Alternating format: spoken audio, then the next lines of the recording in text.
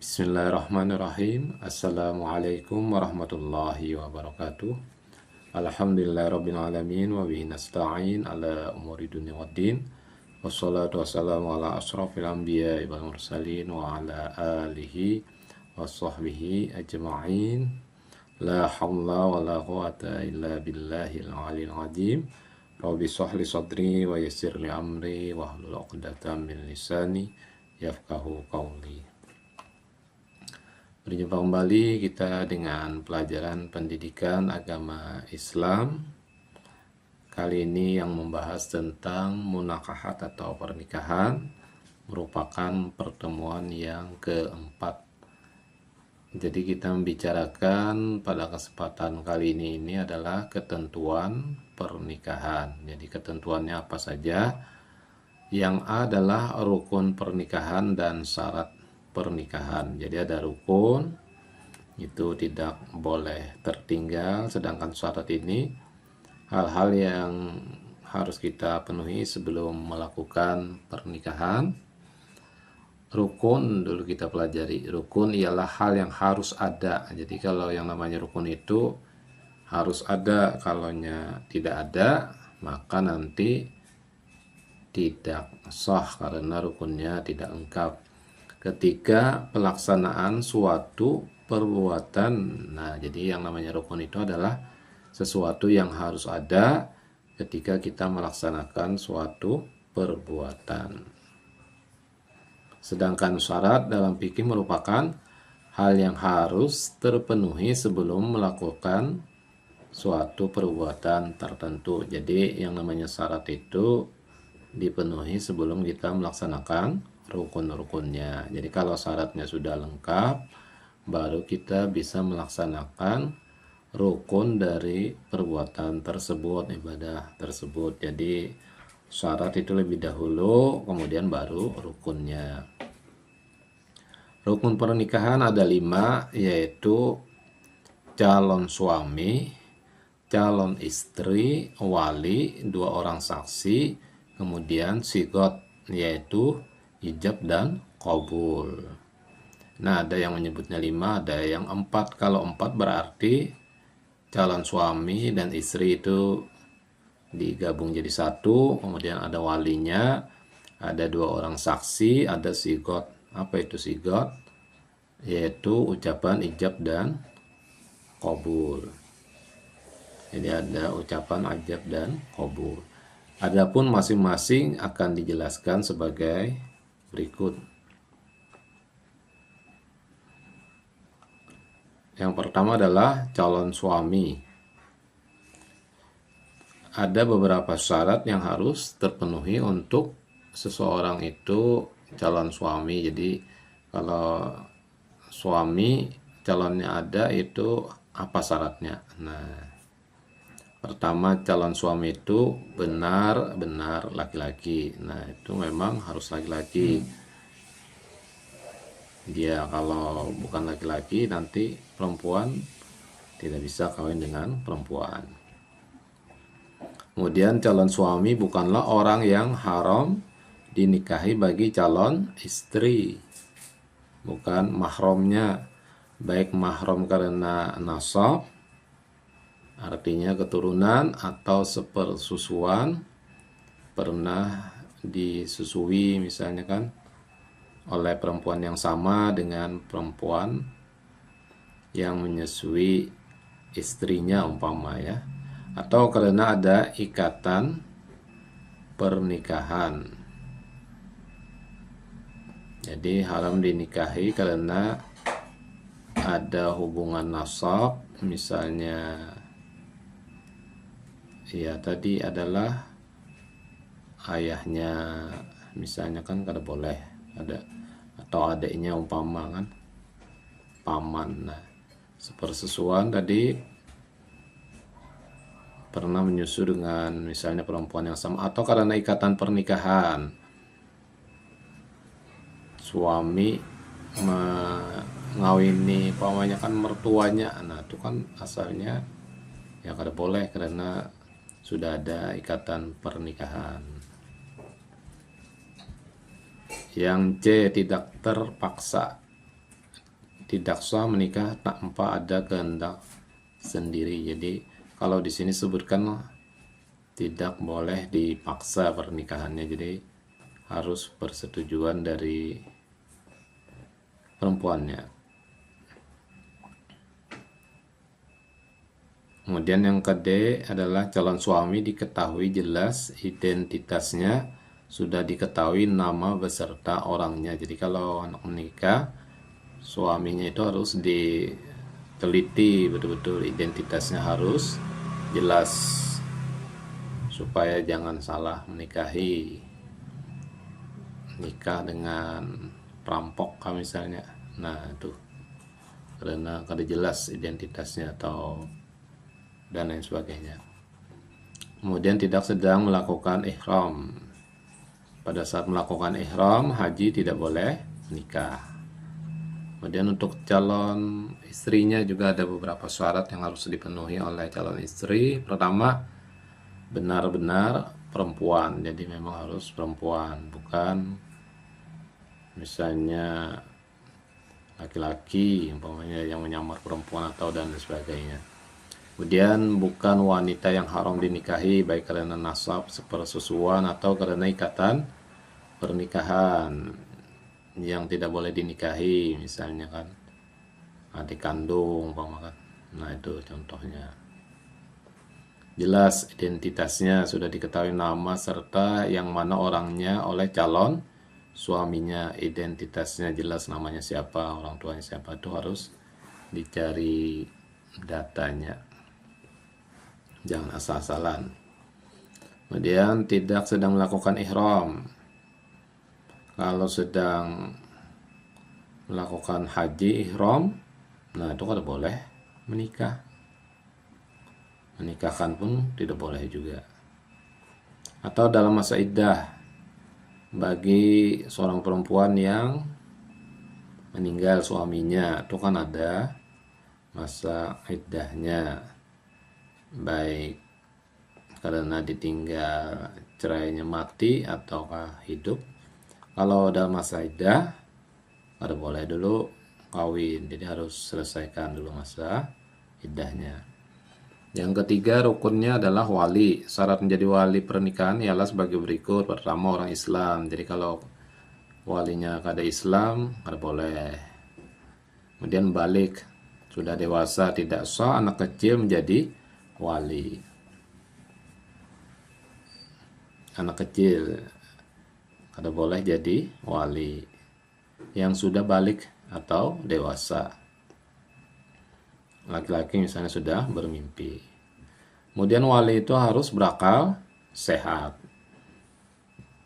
jangan gila. Nah kalau walinya gila kada bakal loh, artinya kada sehat. Cari yang lain walinya, jangan walinya kada sehat akalnya.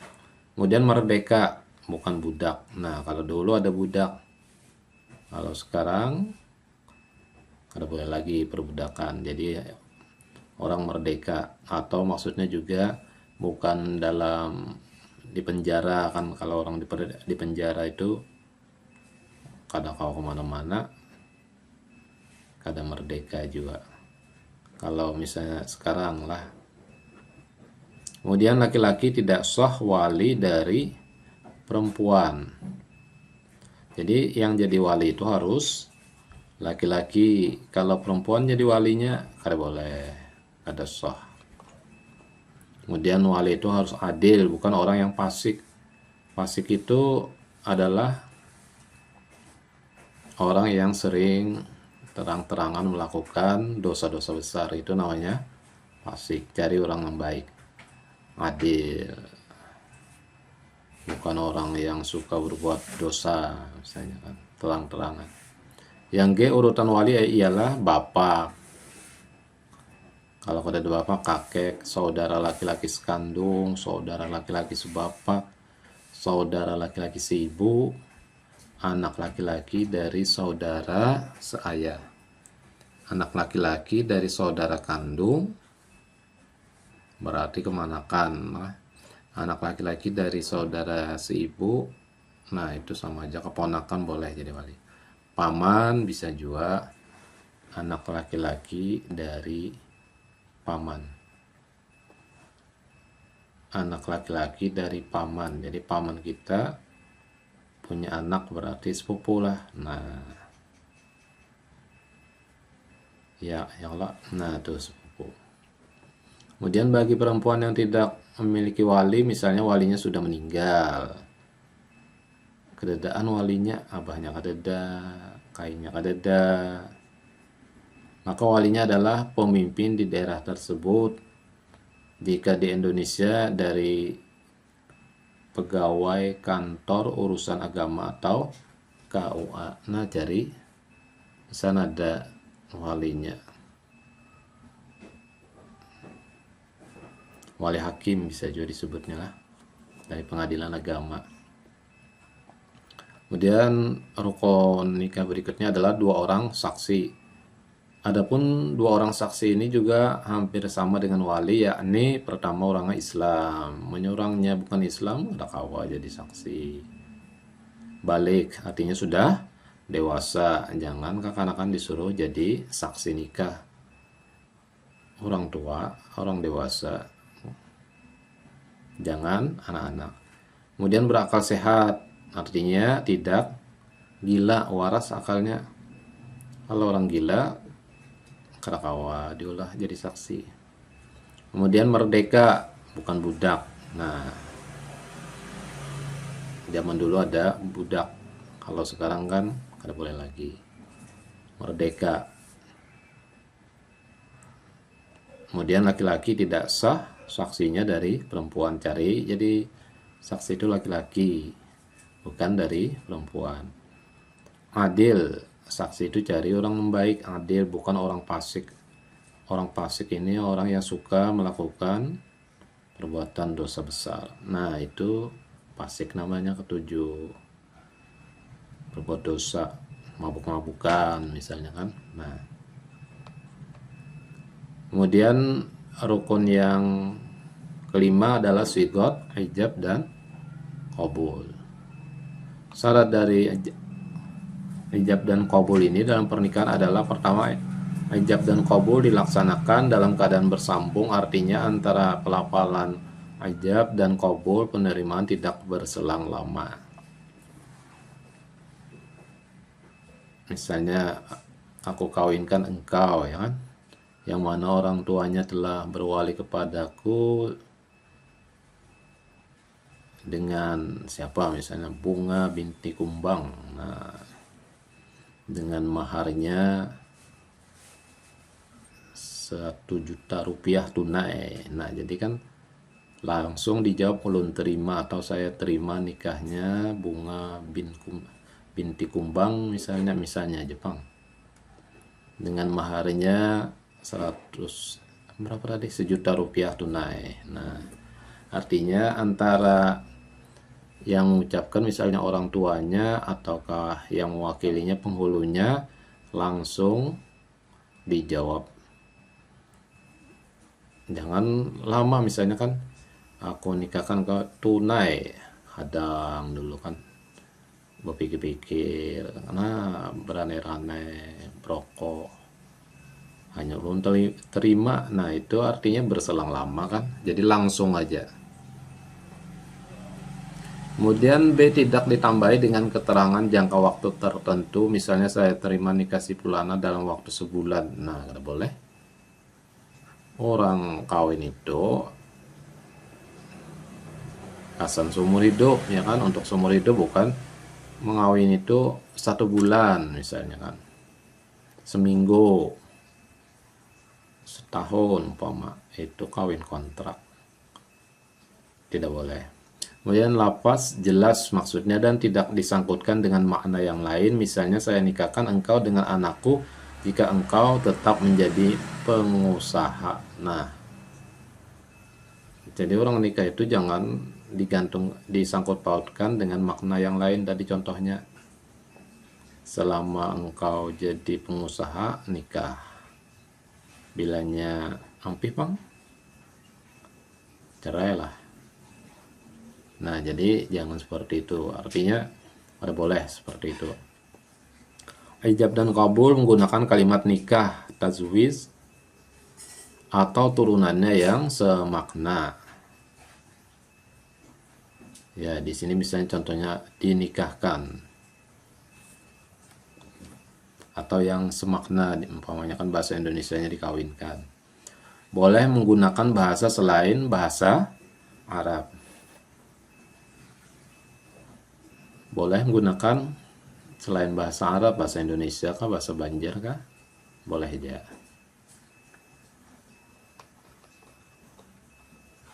Nah, ini adalah contoh ijab kabul. Wali perempuan atau penghulu berkata kepada pengantin laki-laki, di bawah ini adalah contoh menggunakan bahasa Arab. Angkah tuka wa zawwajtuka makhtubatan. Makhtubatak titik-titik. Nah, binti bimahri adawati sholati wasalasina juz'an min mushafil Qur'ani halala. Jika dilapaskan dengan bahasa Indonesia, saya nikahkan engkau dan saya kawinkan engkau dengan pinanganmu.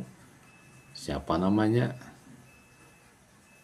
Fulanah binti Fulan misalnya. Dengan mas kawin, seperangkat alat sholat, dan 30 juz dari mushaf Al-Quran dibayar tunai.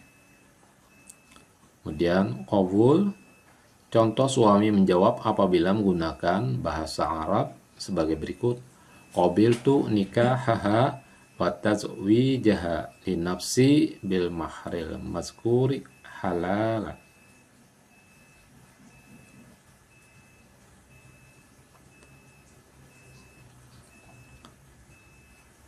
Qabiltu nikahaha wa tazwijaha li nafsi bil mahril mazkuri hala. Jika diucapkan menggunakan bahasa Indonesia, saya terima nikah dan kawinnya, misalnya tadi Fulanah binti Fulan, untuk diri saya sendiri dengan mas kawin tersebut dibayar tunai. Nah, itu contohnya.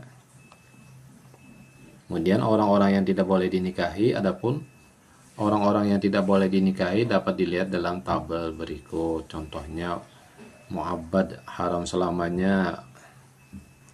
Nah, nih sebab keturunan itu misalnya ibu kandung dan seterusnya ke atas, anak perempuan kandung dan seterusnya ke bawah, saudara perempuan sekandung, sekandung sebapak saja atau seibu saja. Nah, ini banyaklah. Saudara perempuan dari ibu baik yang sekandung dengan ayah, seayah atau seibu, saudara perempuan dari bapak baik yang sekandung, seayah atau seibu. Yang keenam, anak perempuan dari saudara laki-laki dan seterusnya ke bawah, anak perempuan dari saudara perempuan dan seterusnya ke bawah. Kemudian ada lagi yang disebabkan roda'ah, sepersusuan, pertama ibu yang menyusui, kemudian yang kedua saudara perempuan sepersusuan. Kemudian ikatan pernikahan, misalnya mertua, ibu dari istri. Yang kedua anak tiri atau anak dari istri dengan suami lain apabila suami sudah pernah berkumpul dengan ibunya. Kemudian istri dari ayah, maksudnya ibu tiri, kakek, dan seterusnya ke atas, baik sudah dicerai atau belum. Kemudian istri dari anak laki-laki, menantu. Nah tuh walaupun sudah bercerai tidak boleh dikawini juga mertuanya dengan menantunya selamanya. Kemudian adalah ghairu mu'abbad, haram selama masih ada ikatan pernikahan. Jadi selama masih ada pernikahan haram dinikahi. Dinikahi keduanya. Pertama, saudara perempuan dari istri sekandung, seayah atau seibu. Jadi kalau perempuan istri umpamanya kan ada bisi saudaranya, itu kalau boleh dinikahi pada saat orang itu masih menikah dengan perempuan tersebut, jadi saudaranya kada boleh. Kalau sudah cerai atau meninggal, ya cerai mati, nah itu boleh dikawini. Kemudian saudara sepersusuan istri, nah tuh kalau selama masih dengan istrinya ada hubungan pernikahan ya kada boleh. Kemudian Bibi dari istri baik dari jalur ayah maupun ibu. Kemudian keponakan perempuan dari istri, dari anak, saudara, sang istri. Nah ini sementara ya kan, mahramnya sementara. Kemudian pernikahan yang tidak sah, di antara pernikahan yang tidak sah dan dilarang oleh Rasulullah adalah pernikahan sebagai berikut. Pertama, mu'tah, yaitu pernikahan yang dibatasi untuk jangka waktu tertentu baik sebentar maupun lama ya. Itu kada boleh, jadi nikahnya ada waktu-waktu ditentukan. Kemudian ada lagi pernikahan syigar, yaitu pernikahan dengan persyaratan barter tanpa pemberian mahar. Dari Ibnu Umar bahwa Rasulullah SAW melarang nikah syigar, yaitu seorang menikah dengan putri orang lain dengan syarat putrinya harus menikah dengannya tanpa ada mas kawin. Hadis riwayat Bukhari, ya burupan kada boleh juga. Kemudian ada pernikahan muhallil, yaitu seorang laki-laki menikahi wanita yang telah dicerai 3 kali oleh suaminya untuk diceraikan lagi agar halal dinikahi kembali oleh suaminya yang pertama, dan ini dilakukan atas perintah suami pertama tersebut. Nah tuh, ada boleh juga. Dan ada lagi pernikahan orang yang sedang ihram, baik ihram haji atau umrah serta belum memasuki waktu tahallul. Jadi pada saat ihram, baik haji atau umrah, itu kada boleh menikah sebelum memasuki waktu tahallul. Kemudian ada lagi pernikahan dalam masa iddah, yaitu pernikahan seorang laki-laki dengan seorang perempuan yang masih dalam masa iddah. Jadi perempuan yang bercerai dengan suaminya misalnya masa menunggu, nah itu tidak boleh dikawini oleh laki-laki lain kecuali habis masa iddahnya. Kemudian pernikahan tanpa wali juga ialah pernikahan yang dilakukan oleh seorang laki-laki dengan wanita lain tanpa dihadiri walinya. Nah, kada sah juga pernikahannya. Kemudian pernikahan dengan wanita musyrik menyekutukan Allah. Pernikahan dengan wanita musyrik menyekutukan Allah berdasarkan firman Allah Subhanahu wa taala, dan janganlah kamu menikahi wanita-wanita musyrik sebelum mereka beriman. Sesungguhnya wanita musyrik yang mukmin lebih baik dari wanita musyrik. Sesungguhnya wanita budak yang mukmin lebih baik dari wanita musyrik walaupun dia menarik hatimu. Nah, Quran surah Al-Baqarah ayat 221. Telah baca tadi. Kemudian menikahi mahram, baik mahram untuk selamanya maupun mahram karena pernikahan atau karena sepersusuan. Itu kan boleh juga dinikahi.